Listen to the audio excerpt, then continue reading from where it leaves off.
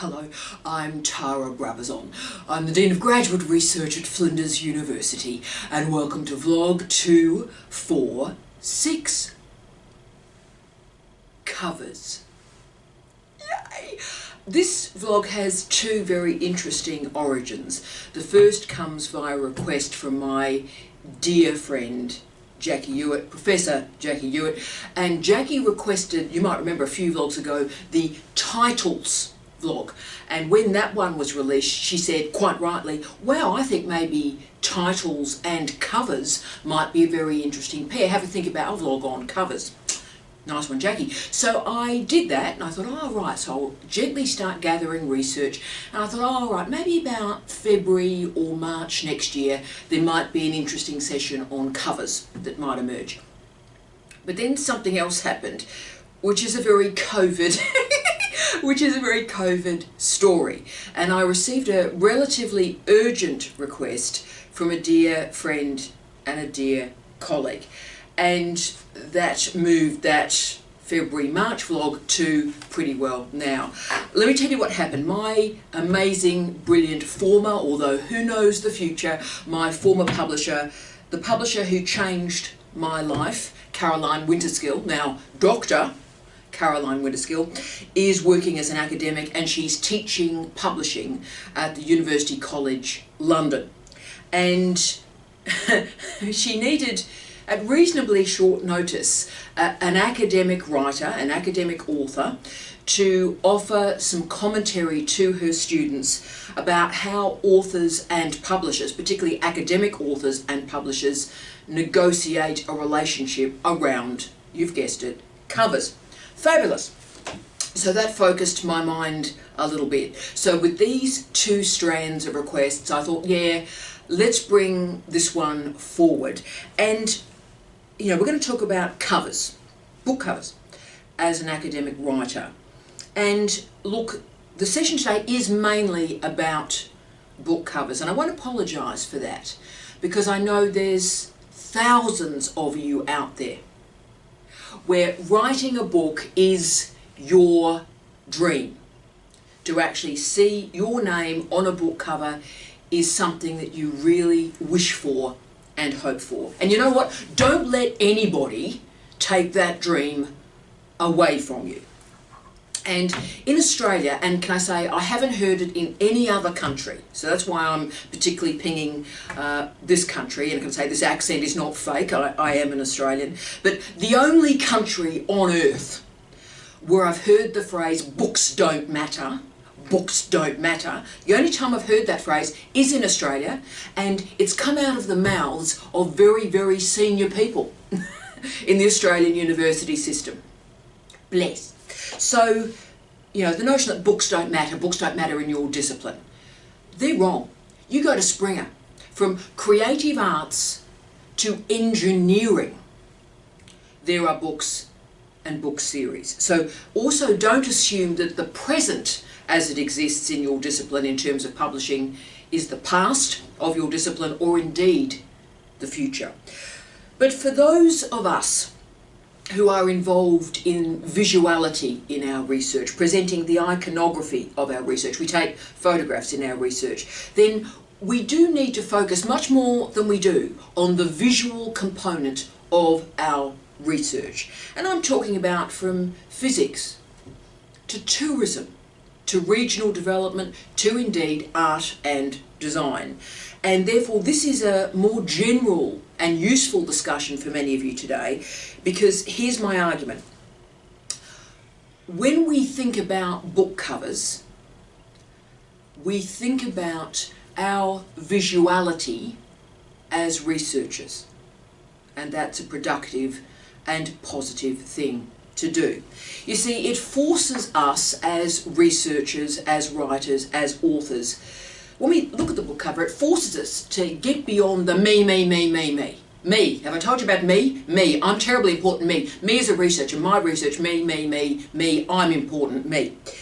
And the book cover forces us to let go of our singular vision of our research, the singular vision of our words, our research, the text we create, whether it be an article or a book chapter or a book, And it makes us focus on releasing our research, releasing our writing to an audience of readers.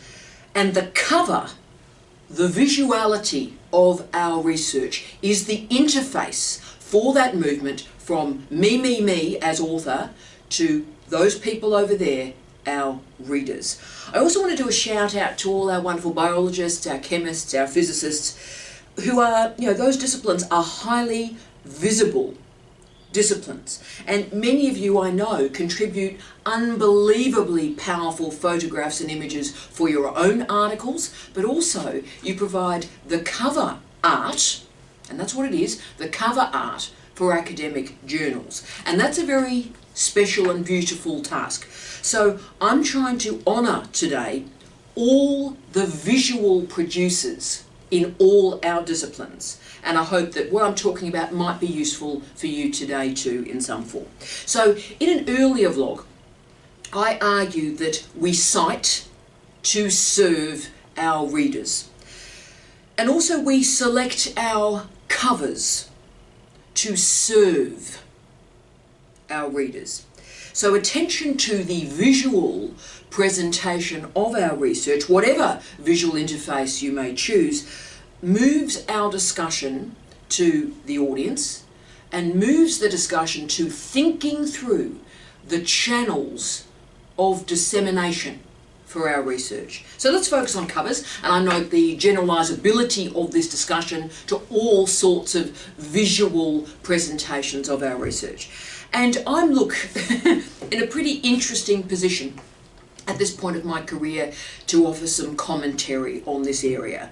I have published 19 books, book 20 and 21 are currently being written, and I use a lot of digital storytelling in my research, and I take a lot of photographs. So throughout my entire career, from my first refereed article, I've taken the photography for that research. So visuality has always been part of the research that I do. And also I have designed a pretty large chunk of my book covers. I've provided the photographs, yes, but I've also designed the covers. So, my books, Tracking the Jack, which was my first book, I designed that cover, first book. But also Liverpool at the South Seas, digital dieting, and I am interested in photography a lot. So part of the reason that I do work in design is so that I can frame the trajectory of my research. And I've also developed over my career, and it gives me a lot of privilege, quite emotional saying this, I've developed incredible partnerships with editors of scholarly journals, but also scholarly monographs like Caroline. And when those partnerships work, and I've had 3 of these significant relationships with editors in my life, when those relationships work, the book covers are stunning. So covers matter to me, and there is a reason, because the book cover is a moment of ending, but also a moment of beginnings. Let me explain. And I want to acknowledge here Juliet Gardner's work, a wonderful piece she wrote called Recuperating the Author. Really interesting piece, Recuperating the Author. And she argued that the cover is a moment in a book's journey, moving it from the private space to the public space. So the cover is the moment where we as authors let go of meaning. We recognise our content, our meaning, and that's great, but we also recognise that we have to release that content for new vistas and new contexts. So the cover actually is what delivers our research to its destination, to readers. So I want to offer 5 ideas for you, things for you to consider in your visual research life. What makes a great cover, and how you use visuality to communicate and to connect with the audience of your research. 1. First point. The book cover is not about you. The book cover is about your audience. It's about you bringing readers to your research. So the book cover exists to sell books, and that includes academic books. It's also important, I think, and that's why I'm talking about money today. You know, I always talk about, if I can talk about money, I will. But it is important that academic authors, we give ourselves a chance for book sales. We just go, oh, they don't sell. Yes, they do. So give yourself a chance to sell books and get an income stream, right? So it is important that we give ourselves that chance, and we've just got to give ourselves a chance every now and again to move our audience from an academic audience, which is great and important, but move it to a trade audience, move it to a general audience. And look, that may be the policy audience in some areas, it may be the citizen scientist audience for some disciplines. So academics and all of us as writers, we focus on the research, which we have to do, and we focus on the writing, which we have to do, and that's crucial. But we then have to remember that publishing is a business, and it makes its money through selling our product. And remember, covers at their most basic are advertising for our research. Now, you may be the best writer, the best researcher in the world, but if people don't know you exist, they'll never read your work. So the cover is advertising. And we as researchers have got to get more comfortable with the idea that our research is bought and sold through many different interfaces. We've got to be calm about that. We have to prepare our research so that it is read. Now that's not tacky, that's not embarrassing. This is, to be frank, real engagement. This is real impact, and it's operating at the interface between our university and our societies. Put another way, when we focus on these book covers, we are opening the gates of our university to new audiences and new citizens. 2, covers have many agendas. Understand them and navigate them. It is a cliche, isn't it? Never judge a book by its cover. Never judge a book by its cover. And of course that cliche supposedly refers to people. It took me a while to work that out, but it supposedly only refers to people. You know, don't judge people by first appearances, because that's shallow. Now we all do this, obviously. That's how we move through life. We look at someone and we make a judgment, girlfriend. But let's face it, Kim Kardashian is not Kim Kardashian because of her intelligence and personality. Let's just put that out there. So a book has been judged by its cover. And books like Kim Kardashian are completely judged by their covers. So the cover generates income. The cover generates an income stream for your research. So covers serve many different masters. Yes, they can be beautiful, and beauty's great. I think it's a bit overrated, but if it's beautiful, that's lovely. But I'm more interested in covers being thought-provoking. And by thought-provoking, I mean grab people round the neck and say, you will buy this book. Thought-provoking. So the cover must sell books, and most importantly, it must sell books, you've guessed it, online. So covers have to be geared these days for screen-based environments. So therefore you've got to do lots of checks with your book cover. Put it in black and white, put it in colour, put it on a screen, put it on low res. I actually start often by putting it in one of my bookshelves at home, having a look at it there like it would be in a bookshop, but then I spend a lot of time moving between different computers and looking at that cover on different screens, okay? Now, I have an argument, and you can disagree with me, I welcome that.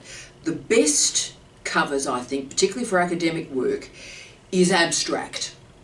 And that abstraction allows all sorts of different audiences to claim that work. So let me give you an example. Where is it? There it is. I published this book earlier this year with the wonderful Tiffany Lindell-Knight and Natalie Hills. Hello to you both. The Creative PhD. Now, this is an important one. You know, I'm old. This was book 19. Okay, so I've had a lot of goes at this gig with publishers. So when I was thinking about what the cover of this book would look like, and I knew it would have some sales, so the cover was going to matter, I gave Emerald Publishing, which is where it was published, I gave them one word as a brief for this cover. And that word was a weird one. Rothko-esque. Rothko-esque. So what I meant was the artist Rothko and his compositional strategy, which was often described as colour field painting, right? So what I wanted was open space, expressive colour, open, open, open, and highly abstract. So for me, this was my brief to the publishers and the designers. This is sort of what I was after. I wanted something abstract, intense, and powerful. And I thought, like the book here, like the Creative PhD, that would speak to the audience. And wow, that has been a successful strategy. The point, though, was my brief was abstract in and of itself, so I just said Rothko-esque, right? And why I did that is that was my vibe, and it gave editors and it gave designers space to breathe, space to be themselves, space to use their expertise and take that brief and do something with it, and it worked. 3, covers must tell a story. Now this is hard to do. The cover has to tell a story, and this is sort of a story maybe about what is the book about? What is the book about? It needs to do a bit more than that for us who are academic authors. It's got to capture the arc of your research. So the cover, like all of our representations of research, it must communicate, right? So your cover has to be big, and that doesn't mean it sort of captures a bit about your results or it captures a bit about your introduction. It's got to capture the project. The cover has got to capture, what's the point, dude? What's the point? Why should someone care about this research? Why should they care? Why should they spend their hard-earned money? Why should they spend 2 days of their life with this research, right? So ask yourself the question when you're looking at a cover. Does the image represent the research in some form? Does it have some intrigue? Does it present a bit of space for the audience to find their own way through this material? And crucially, 3, does this cover help your research stand out from competitors? Yeah. So I try and make sure that the entire argument of my book is somehow on the cover. Now I fail a lot trying to do that, but Liverpool of the South Seas did it, Tracking the Jack did it, Digital Dieting did it. And the case of Liverpool of the South Seas, which is probably my best cover, I think. So this Liverpool of the South Seas was about Perth, as in Australia's Perth and its popular music. And I took the cover, did the cover art, did everything. And I took that photograph on an incredibly cloudy day in Perth in Western Australia. And this book was about how the musical cultures of the north of England had transplanted themselves into Perth in Western Australia. That was the argument of the book. And so this was, of course, at the height of that moment of Perth's popularity, Eskimo Joe, the Panics, going back to the Triffids and so forth, and into the future of Perth popular music and its policy environment. And so what was I going to do? Well, I had this remarkable cloudy Perth day. And so I took my Rickenbacker, 330. It's my Rickenbacker. Those of you that don't know a great deal about musical instruments, that was John Lennon's black and white Rickenbacker during the early days of Beatlemania. So that's my guitar, and that was the instrument I used to play. So I had my guitar, and I found this odd lighting, and it was one of those days where the sea was the same colour as the sky, this sort of blue-grey, right? Okay, so I found a beach, Sorrento for my West Australian viewers here, and it was this white sand and this grey-blue vista, and I placed my black and white Rickenbacker on the sand, on the white sand, and took that shot. Probably the best photograph I've ever taken. 5 minutes later, the lighting had changed, so it was an amazing thing. So I took this photograph and I captured the entire argument of the book in that cover. It was pretty stark, it was powerful, still love it as a shot. Now, of course, I was signed up for that book with an Australian university press. And I'll say it, the University of Western Australia Press. It was the worst publishing relationship I've ever had. I know there was a chance that UWA Press could have closed this year. I understand why they could have closed. They were the worst people I've ever dealt with, just to put that out there. And they didn't care about that book at all because it involved popular music, and that's a bit below them. So they didn't care. So the idea that I presented the cover to them meant that they didn't have to pay somebody to design the cover. So it was a bit of a cheap date for them, and they thought that was great.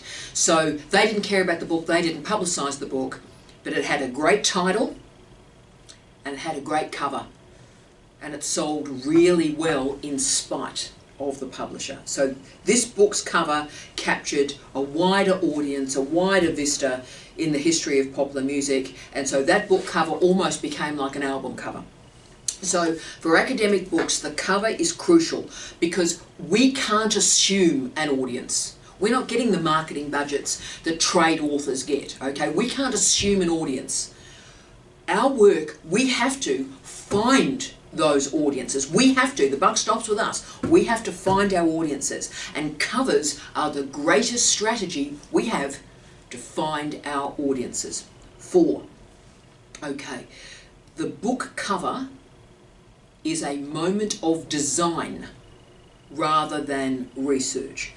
Now, design is a remarkable field. It's an incredibly important field. I had the privilege of being a head of department of an art and design college, and it was one of the greatest privileges of my life. And what I learned about design is it's an incredibly important field, and we've got to respect it. So a lot of us are academics with our particular disciplines, we are researchers, we are writers, but we also have to respect not only our design academic colleagues, but also professional designers. We talk a lot about expertise. Our expertise is not design. Our expertise may be biology, it may be cultural studies, it's not design. So a great book cover is a powerful design moment. It is symmetrical, it uses space well, less is more, right? Less is more. I know it's a bit of a cliche, less is more, but it's pretty true here because a book cover has to be simple and stark and work on multiple interfaces. So composition matters. I focus a lot on a lot of white space or a lot of black space. Stark, Art Deco infused. To be honest with you, I sort of have been desperately spending the last 20 years constructing Pet Shop Boy album covers for my books. I wish I was joking. I'm so obsessed by the Pet Shop Boys, most of you know that. So I spend my life sort of designing a Pet Shop Boys album cover on my books. So stark, lots of white, lots of black, yeah. And I use this, and it's a joke really, because I was trying to be a Pet Shop Boys cover, so everyone can laugh at me, but I probably got this technique at its best, I think, with the book Digital Dieting. And indeed, it sort of had a joke at its focus too, which is something I always like. By the way, lots of white, black, red. Thanks for playing, right? So I did this photograph, I did this design, this was mine. And can I say also, to make it even funnier, this is my father's iPhone, okay? So I think Kev was about 87 when I gave him this iPhone, and this was his iPhone. He's now 93, hi big Kev. So this was his iPhone. And to make the joke about digital dieting, I put it on its side so the phone would look thinner.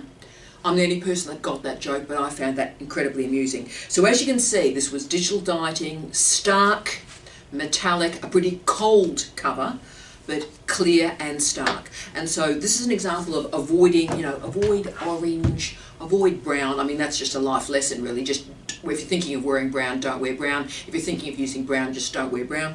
But think about red. Think about yellow, think about blue, think about white, think about black. And also, can the title be read at a distance, right? Readability, impact, everything. Contrast, contrast, contrast. Most people these days are buying books, often on Kindle, from online bookshops. So check that it works on a screen. Therefore, immediacy is crucial. The cover has to grab somebody by the neck and they go, yeah, I'll read of that, I'll buy that, yeah, come on. And the best strategy often is to just start with yourself. You look at your cover and go, would you buy that? Would you buy it? Now, if you wouldn't buy that, pick a different cover. 5. What is your focus? So as we've talked about in an earlier vlog, titles are everything. But how is that title formatted onto your cover? Formatting, design of the title can transform a pretty dodgy and third-rate title into looking pretty good, and can also destroy a really good title and make it look just ridiculous or invisible. So on the cover, obviously the focus is the title, the second focus is your name. So everything is there. Everything that exists on the cover is there to serve your title and your name. So composition is the primary trope of design. And as we know, design is an industry. Respect the designers. Now, you might have some expertise in design, I've got a bit, but that's not my area of research expertise. We need to respect the people that have that expertise. So acknowledge your strengths and weaknesses, but also seek out the views of the professionals. So this is a lovely story, this one. So I met Caroline Winterskill, Dr. Caroline Winterskill. I met Caroline decades ago.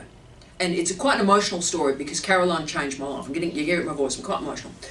And Caroline picked this book up, From Revolution to Revelation. I was a minor academic, very low-level academic, in a minor city, in a minor university, in a minor country, right? I was nothing, nobody. And I just sent a completed manuscript to a British publisher.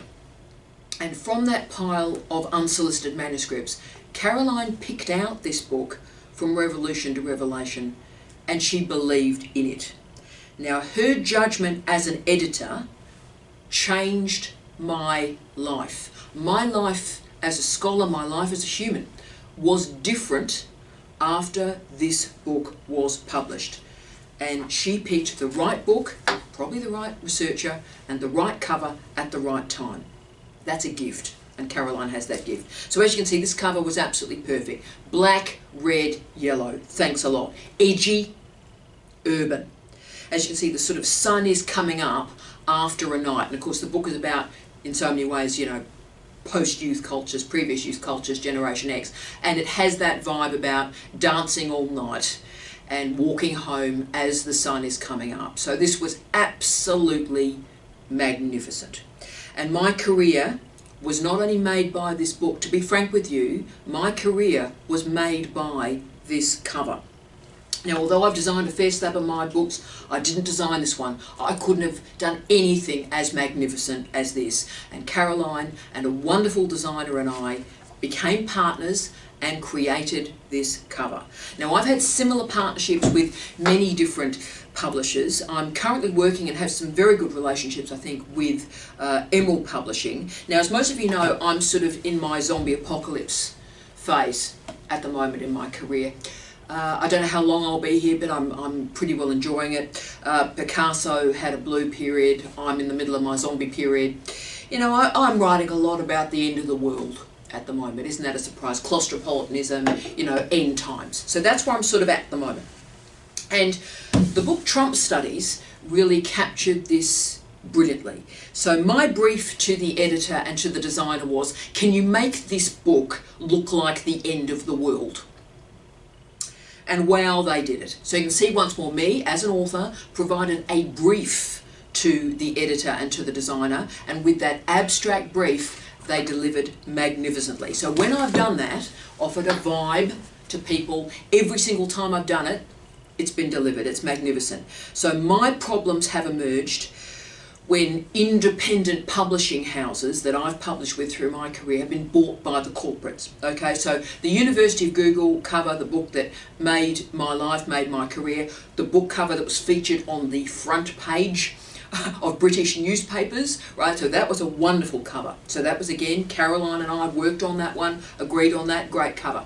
Then Ashgate were bought by Routledge, and they released the, inverted commas, second edition of the University of Google. I had no dealings with it. I didn't even know a second edition was coming out, okay? And the cover was this weird blue-black, sort of all looking a bit spacey and electronic. Dreadful cover, absolutely dreadful cover. As I said, I had no dealing with it, didn't even know it was coming out.